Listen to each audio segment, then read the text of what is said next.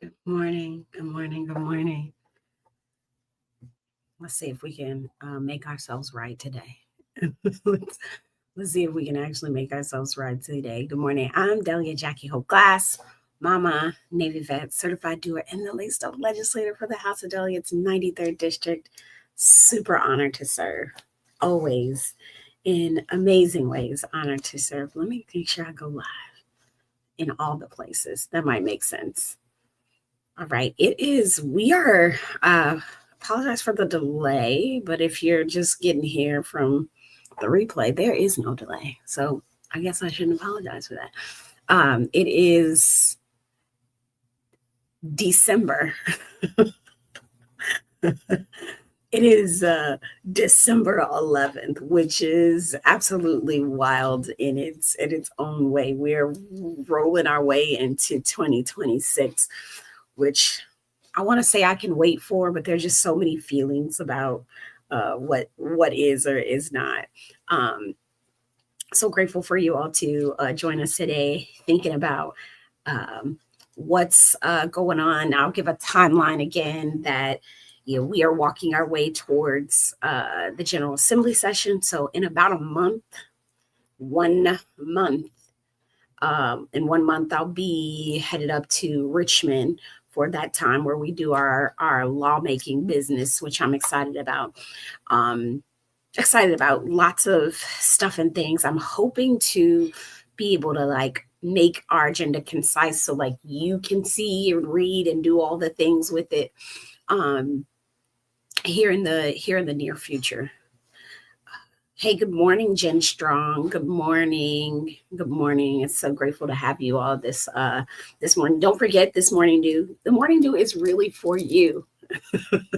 I didn't mean to rhyme, but it's the truth. It's your opportunity to ask the questions, to um, you know, say what's on your mind, the feedback and all the stuff and things that you have, and maybe give me the opportunity to conversate with you. If you've got any events or anything that's happening, don't forget to drop in the comments so I can share what you have going on. It would be my honor and pleasure to be able to do that.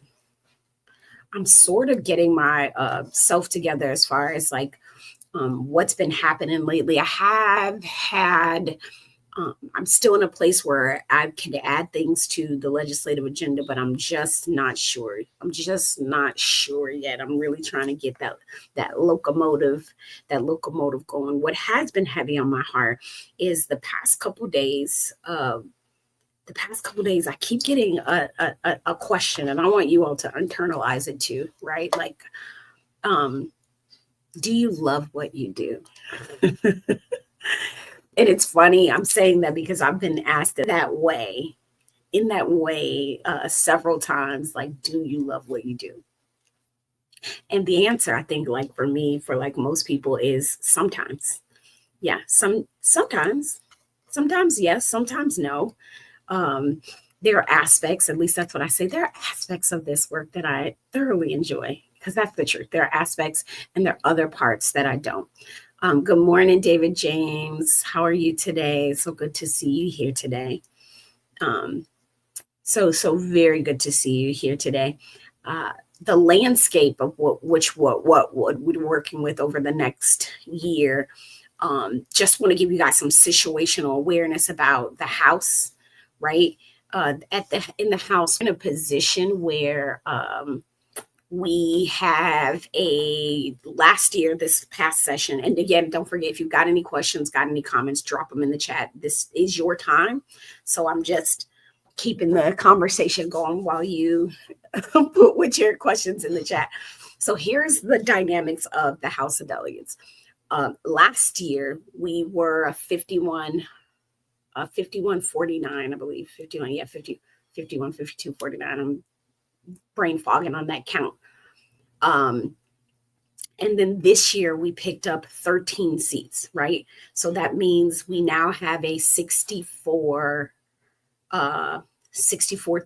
majority in the House. So, or the split in the House. Let me just say the split in the House is 64-38. What has also happened, and this happens, you all, when there's a new governor and things, that people sometimes end up going into the administration. So for the Virginia House, we've got and confirmed at least one person that's leaving and a possibility of another person, which means there are going to be more elections happening even before I go to Richmond, there are going to be some more elections happening, which will be, interesting to say the least, So there's going to be a lot of new members, new people here, which for some of you all, for some of y'all here who have, been paying attention and things, it means like you guys are probably more of experts on the way things, processes work and things in state government, maybe than some of even the people that are elected.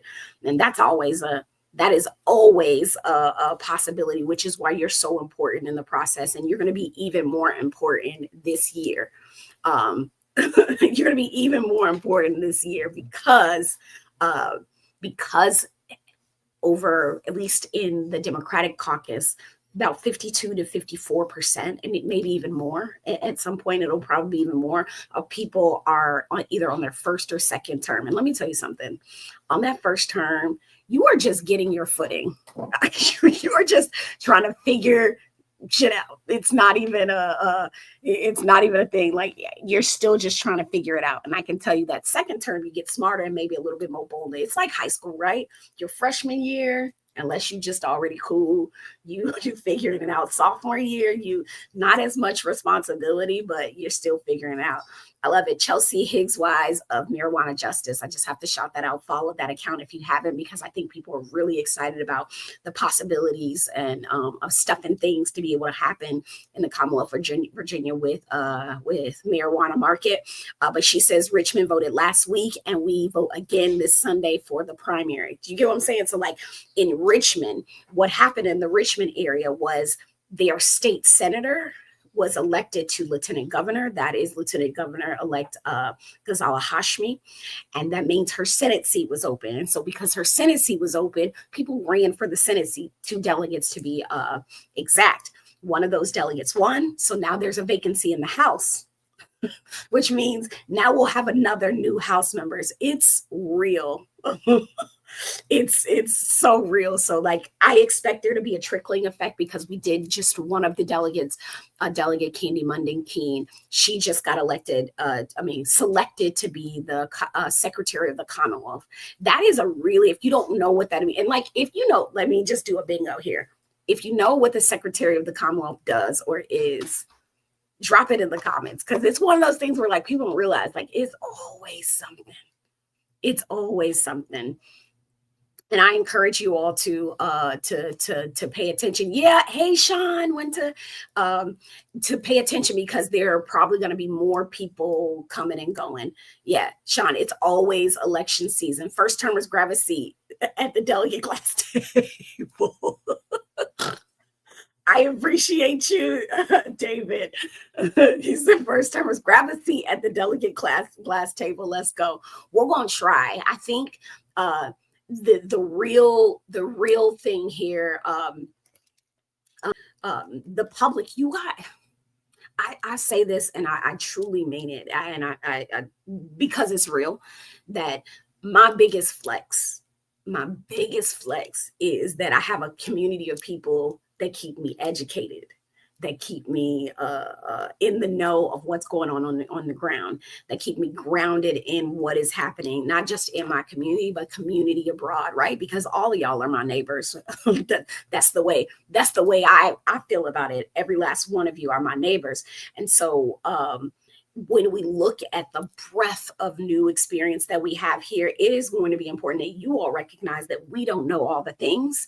And so when you advocate in a beautiful way, and David, I'm always putting you on the spot, but like, I just think about that moment where I had no idea about, paraphernalia with marijuana. I hadn't even read the bill because I didn't see it yet. Like I hadn't voted on it. It wasn't even in my purview, but to have a person in this Commonwealth that has their eyes on it and are able to say, hey, Delegate Glass, let me tell you what's up.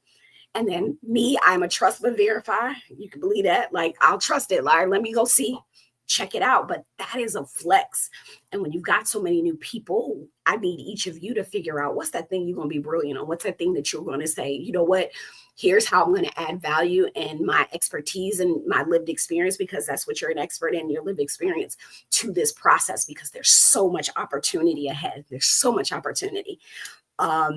Yep. Chelsea said, congratulations to Candy. That's a big deal. So nobody told me what, okay. Oh, she put it in here. Got it. Okay. Amazing choice. Let's go get, Sean says, give people their rights back. So yes, one of the things that the Secretary of the Commonwealth does is that pardon process, getting people their right to votes back. Chelsea put it in the chat too, that says that they help fill boards and commissions. I don't know if you know, but there are so freaking many state boards and commission. If you have not taken a look, reading a book. No, seriously, if you haven't taken a look at some of those boards, there's one for everything. There's a milk, an egg, a potato. And I'm not being funny. I'm being like for real. But then there's the breadth of other things, everything from aviation to education to youth to women's health to scholarship opportunities. Like one of the commissions that I got put on that I was like, I don't know what this is all about. We just met last week it's called the Brown versus Board of Education Commission. And what we do is there was a scholarship fund that is set up for anybody who was affected by the Brown v. Board decision, anybody that was affected by the mass resistance that happened here. We provide funding for college, like up to 10 grand. All you have to do is be a descendant of someone who's affected, right? That's it, affected or a descendant, right? It could have been your uncle. If you're able to prove that lineage, we give out and we set those guidelines for that scholarship. Like there's so much stuff, and that's we have citizen members on that as well. So I'm just saying that there is space for you in whatever your cool or weird, however you like to call it, whatever your cool or weird-ish is, there's a space for you to be participatory in this process. So yes, filling commissions, look at the commission, get ready to apply, help fill out these seats. Yeah. So Chelsea brings up a really great point, is that because we're under a new administration, there's going to be a lot of work in getting people filled on these boards and all of these commissions, which means I need you all to start taking a look. One thing you can do is speak to your representative, whether it's your senator or your delegate, and be like, look, I'm really interested in this commission. I'm applying. Can you please put in a good word for me? Now that's a thing. That's the thing. And this is how a lot of these boards and commissions, even at the local level, are how policymakers like myself make decisions, right? It's how things come to us. In the military community, we have what's called the JLC, the Joint Leadership Commission, and it's a bunch of different military folks. I want there to be a more diverse group. I'm gonna put my nose on that. Like I'm gonna touch my nose and say that there needs to be more than just, officers, white, male, retired. Like there's got to be a breadth of people in there, but we need a breadth of people to know about it and apply, because they're giving us advisement on the type of legislation we should be doing for military veterans and their families. You see what I'm saying? So if you ain't there, you ain't there, and that's real. There's a couple crime. Sean said he thinks there's a couple crime commission. I'm saying all of this, but not giving you the website. So I'm going to actually take and go to the Secretary of the Commonwealth website so I can give it to you or drop it in the chat for you. But if you have questions, comments, or anything, drop it in the chat. And Sean, I would love to know, you have the big eyeballs there on, I think there's a couple crime commission seats up. Can you drop? I think it may be important for advocates. And I don't want to call you a lobbyist, but I feel like I want to call you a lobbyist. But for people like yourself, who's in the flow of things, who know when these seats are up and why it's important to you on the advocacy piece or on the lobbying piece, for those to know that those seats are up. I also want to say that, I use the word lobbyist, right? Because, and I know people sometimes think that's a bad word. No, right? Like, just as I look at you as my neighbors as a piece of supporting and helping me know what the heck is going on, the lobbyists play a picture in that. Now, there's a discernment that has to happen, right? Trust but verify. But they are a part of that process. That's the same way that goes with my neighbors. Like, I believe you, but we don't have to check it out. But I'm getting that getting that website for you, Secretary of the Commonwealth. And please drop it in the chat.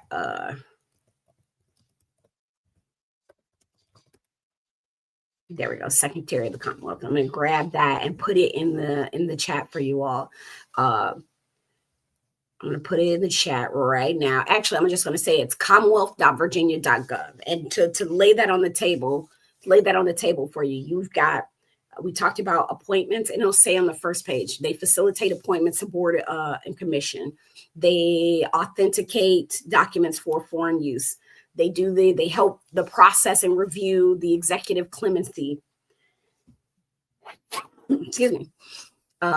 They do extradition requests. They do the notary commissionings, right? So some of y'all, look, I need to get my notary. I was just thinking about that. They do the rights restoration, right? For civil rights, manage the restoration of civil rights in that process. They assist people in the Commonwealth who've had financial loss and are, pursuing civil remedies through the legal systems. They liaison with the tribes that are recognized here. They are the keeper of the seal. They do the state organizational chart in our blue book, and they do constituent services. So these, as you guys see a lot of these appointments coming out, because here's what I think sometimes is missed when we select executives, right? So when I say when we select executives, I mean whether that's the president of the United States or the mayor of your town or the whatever you call or the governor. We'll just use the state, federal, and local level. When you particularly, maybe not your mayor, but particularly when you pick your president or your governor, you are picking an entire team, because that person is going to build their cabinet. Right? That person is going to build their cabinet, and their cabinet matters to the execution of the operations of said level of government. So who becomes the Department of Education? The Secretary of Education matters. Who becomes the Secretary of Labor and Commerce matter? Who becomes the Secretary of Veterans Affairs matter? So whatever your thing is, know that like when you pick these people, that's you pick it who they're gonna put in their lineup, right? And as a person from the Chicagoland area, when I think about a lineup, I want Jordan, I want Pippen, I want Kukoc, I want like really being considerate. And I know those are references some of y'all won't get, but Jordan and Pippen. So like I want the big three, right? When Miami had Bosh, LeBron, and my brain is farting. Dwayne Wade, sorry. Like you want a good lineup picking teams as well. Sean says lots of great resources on the Secretary of Commonwealth website, including checking your voting status and the status of a pardon if you have one. Absolutely beautiful. Yep. Sean also says it's a government's fantasy draft. For sure. Some years ago, I probably should have did it this year. Actually, I might go ahead and do it. Because it's already set up for my podcast, Your Neighbor's Hood. We did a fantasy cabinet. It was so cool. We did a fantasy cabinet, and we let people draft the folks that they thought were going to be in the cabinet way back when. It was a lot of fun. So yeah, we need to do one. Yeah, I'm gonna do it. Hold me accountable. I already have the stuff set up for a fantasy cabinet. Let's go. It could be fun. It could be fun. But for real, and it takes advocates like you and people in the know to know what kinds of things are needed in those spaces and places to make recommendations on who gets to sit in those seats. Good morning, Jennifer. Good morning. It's so good to see you. I haven't seen your name in so long, so it's so good to see you, Jennifer Dalton. Yeah, it's a blessing. Always. So please don't hesitate. Let me just say the last couple things, and then we'll get on our way. Good day, good day, good day. Yeah, Fantasy Cap. It was so fun, Chelsea. It was so fun. We were drafting all women. Don't be mad. Don't be mad at me. Okay. I have bias. Okay. We all have bias. We all have bias. But some other, I guess, more serious things are going on. We are in election season, and you'll notice that you're gonna start seeing folks starting to campaign at the federal level, because 2026 has we have a U.S. senator up, so at the federal level here, as well as all of our congressional folks are going to be up. So you'll start seeing that people will be talking about running for Congress, and you'll probably see more of Senator Mark Warner as well. One thing that we're holding in our hands, and if you've been, I don't want to say been under a rock, but not been or been a part of the process, then you know that we are still grappling with the redistricting and what's going to happen with that. Texas went ahead and said, call my bluff. So you're seeing that rippling effects of states. And can I be fair with you? It doesn't matter what we do. There's going to be a degradation of our systems no matter what happens. But this is not an opportunity to be passive. And that's that is the way that I'm looking at it, is that we can choose to watch things happen, or we can match, fire with fire, or firewood strategy, right? With the I was going to use a Navy reference, but it's not a fun time, but it is. Here's how I put it right now, with the way the world is. While it's not fun, what a time to be alive. Right? What a time to be a decision maker. What a time to be a person in the community. What a freaking time, as hard as it is. And so we're going to spend our privilege. And that's where I feel like I come from in this work, is I have the privilege to do it because my spouse has a good job, because I've got a community that supports me, because I got time, right? Because I got time. And that is why I need y'all on the things that matter most to you, because in this work, it can feel very, I get a lot of anxiety about having to make certain decisions, and are they the right decisions? And do I have the most information? Do I have all the information that I need to make the best choice? Recognizing that I ain't gonna make every last one of y'all happy. That's not gonna happen. But I'm doing the best that I can with the information that I have. And it's always, for me, it always feels better doing this work when I've had opportunity to talk to people and hear where they're coming from, and it helps guide me. Or maybe in those rooms, because let me just be real clear with you. There is the world in our community, and then there is the legislature, and then there is those back rooms, right? And to be a person being able to sit in those back rooms and have those conversations, that in your chest, you can feel like something is the right thing to do, and the room is going in a totally different direction. And it takes so much courage, and it takes so much maybe the courage isn't the word, but it takes so much to be able to stand in whatever your respective truth is, if it doesn't go with the grain in those spaces. But again, I will say, for me, it gets easier when I know what I'm grounded in, right? I'm not going into the room looking for an opinion. I'm going in the room to hear things out. David James said the money room, the money room, but it is an opinion room. And it's what I also find fascinating, right, is I sit here duly elected, right? Really duly elected. Thank you to the folks in the 93rd district who said yes. Thank you to those who said no but showed up, or thank you to those who, still don't come outside my door with pitchforks, that give me the space to do the thing. It is not easy. Let's say this: power is seductive. It is extremely seductive. If you've been in any institution, then you know that there's always a draw for better or for worse. And this does not make people evil, because power, I think we have to redefine our relationship with power, because it takes power to do good stuff too.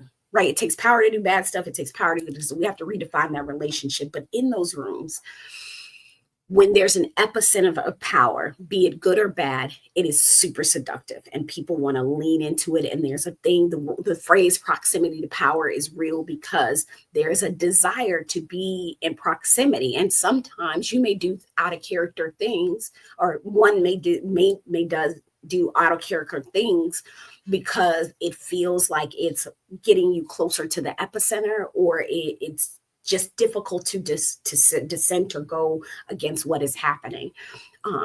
So I encourage you as doers, right? You're up here early. I encourage you to start building a relationships with your elected representatives on your thing, to help ground them. And I love that David James says, should be the heart and soul of the room.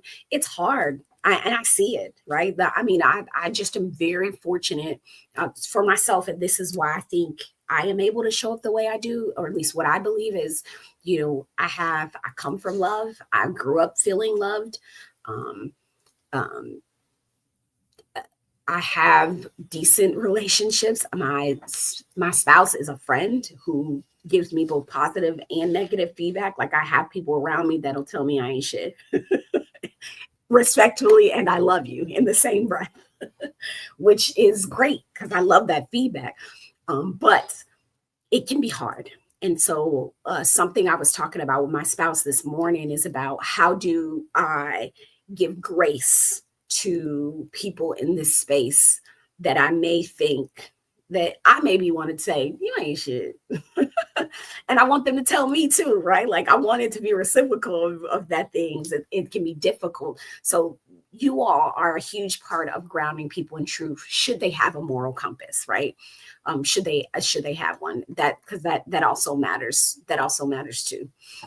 Oh, thank you, Miss Yolanda. I appreciate it.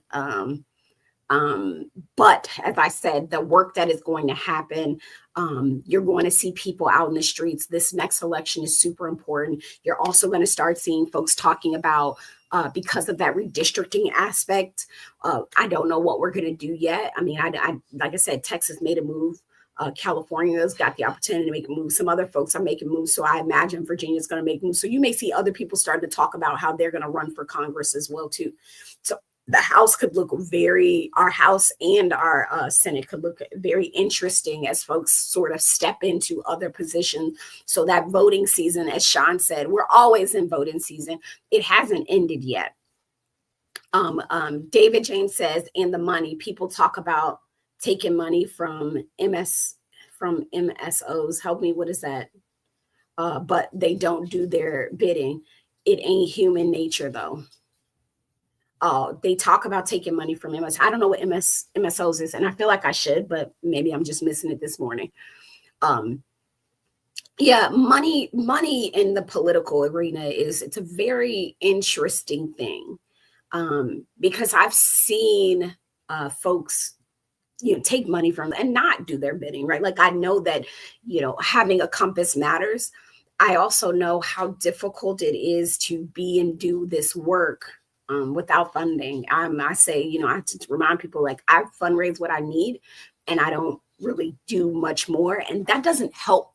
That doesn't help me amass any power in the back rooms, right? Because your ability to have funding or have a war chest, as people like to say, does directly influence your ability to sometimes be able to lead in those spaces. Now, that sort of goes both ways, because when you are in a place where you're leading, people tend to give you more money, right? Like, because there's more things, more duties and responsibilities you have. So it is kind of I don't want to say a mind fuck, but it is a little twisted in that money can tell you things. It doesn't all. Money can tell a story about a person, but what can tell you even more is their voting record and their presence. So I would say just be mindful of that.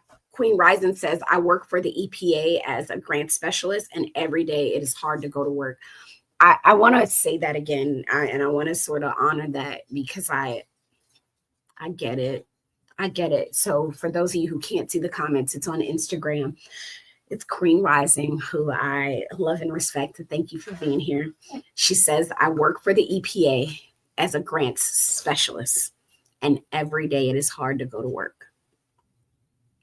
And she is not alone in that there are so many people in government jobs right now who are withstanding the test of time, who are uh, walking in with heartbreak, walking out with heartache, and are a service to our country. So Queen Rising, I just want to say, like, thank you for continuing to show up, because I know that that is a tall ask, that being tried on a daily basis and being,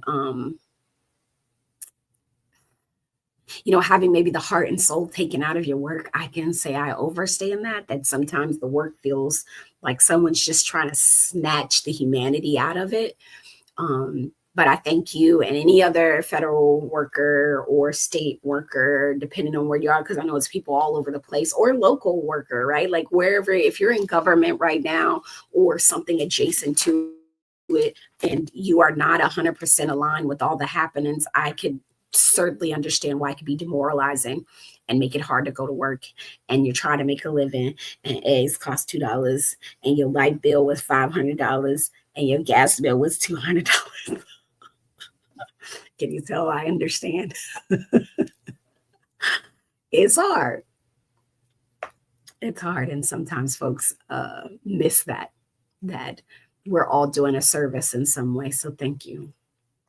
Oh, David, thank you so much. You said multi-state cannabis is mostly run by out-of-state corporations taking money out of Virginia and out of the state into out of state bank accounts. Yeah, that's a whole thing. There's several, someone was just having a conversation with me about that, from the lines of not just the medical cannabis industry, but like for energy and things like that, like how we're just funneling and filtering money outside the Commonwealth. Like, do better. I'm here.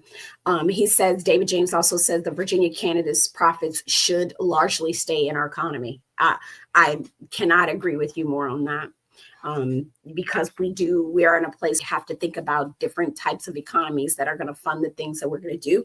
As we see from the federal government, there's a high sense of take care of it yourself, manage your own. You got to take on more responsibility, that especially the financial, the money part. So I'm with you on that as we diversify our economies, adding marijuana, adding gaming, adding these things, we got to make sure that some of these monies circulate back into our economy, that there's a benefit, because we need it.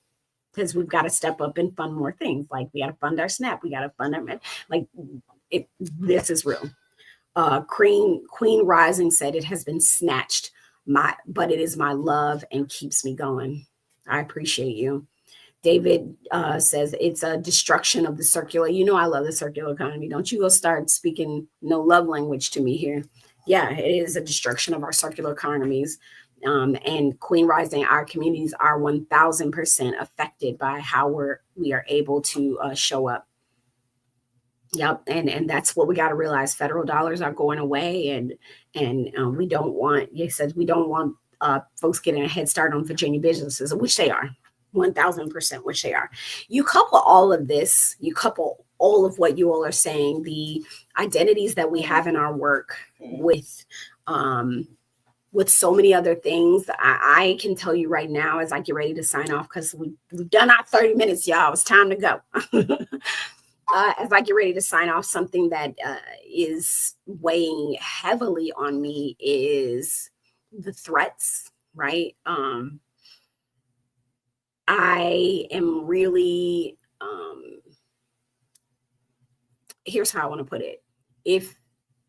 What if a company that you never heard of was quietly collecting the most intimate things about you?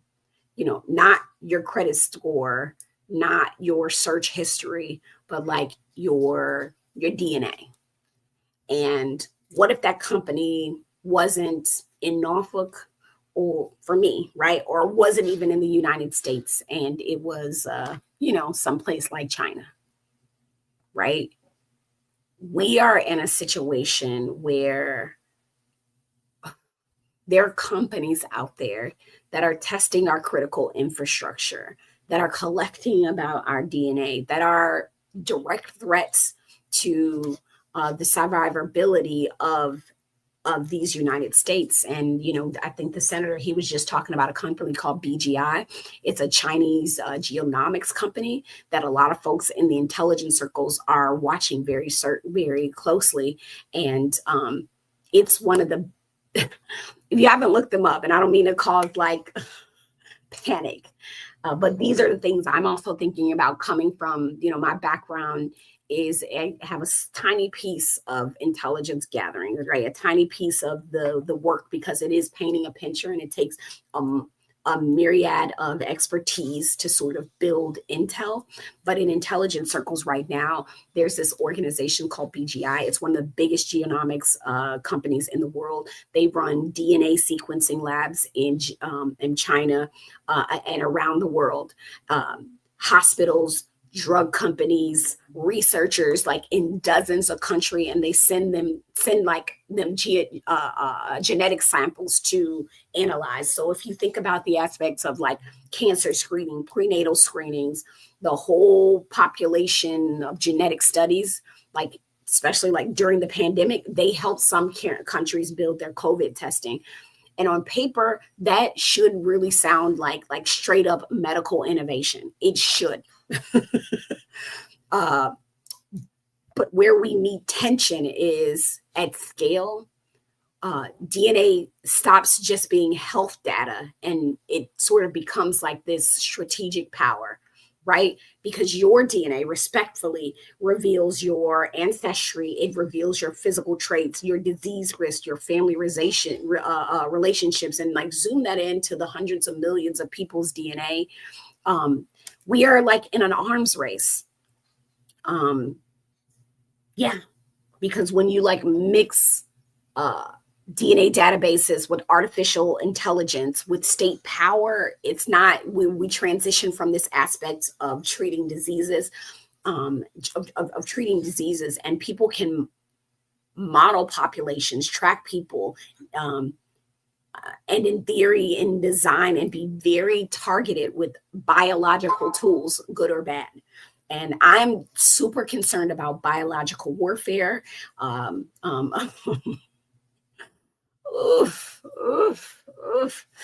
We've had little towns in Virginia that have had their water technologies hacked by Chinese government, right? Like hacks. So it is. Not only am I concerned about the threats to the Commonwealth, I'm concerned about the threats to these United States. I want more people to get hyper aware of the geopolitical situation in the world. I think as Americans, we stray away from that because of our own idea of exceptionalism, that we don't necessarily know what things are happening in the world and how they relate to us. So just know, there's a lot to be worried about. I'm grateful that you all are doing the things that you can do in the corner of the world. I'm hopeful that we continue to do this good work together. Good morning, Ray. And we'll talk more about that. I don't want to put anybody on hyper alert because my chest gets a little starts to tighten when I think about these other threats. But if you're interested in that, there's a bill in DC called the Biosecure Act. And it's a bill that says, like, if you're getting money from the US, that you shouldn't be doing business with certain biotech companies that our government sees that has ties to like adversarial governments. So yeah. The House passed it, the Senate passed it. And they're trying to reconcile things, but I think we have a lot of bad people out there that want they want your body data. They want that. Yeah. Virginia is in the mix, and yeah. Ooh, I got myself I get anxiety, but Here's the deal. I don't want to make anybody scared. I just want to make sure that we all are aware and awake. We talk a lot in this world, in the doers world, about educate, advocate, celebrate, legislate. And I'm always looking for our opportunities where we can educate so we can better legislate moments, right? That's the goal. If it's a circle, if it's a circle of thing, if it's a cycle of educate, advocate, celebrate, legislate, it's like, how do we do that better? So keep doing what you're doing. I appreciate y'all. I value y'all. I will catch you where are we gonna see each other? I don't know, in these streets. Grateful for you all to join us on the Morning Dew for certified doers just like you. And until next time, be safe, be kind, find your North Star, and keep doing, because doers get more done. And don't sue me, Home Depot. Take care, y'all. Make it a great day. See you next week or in these streets.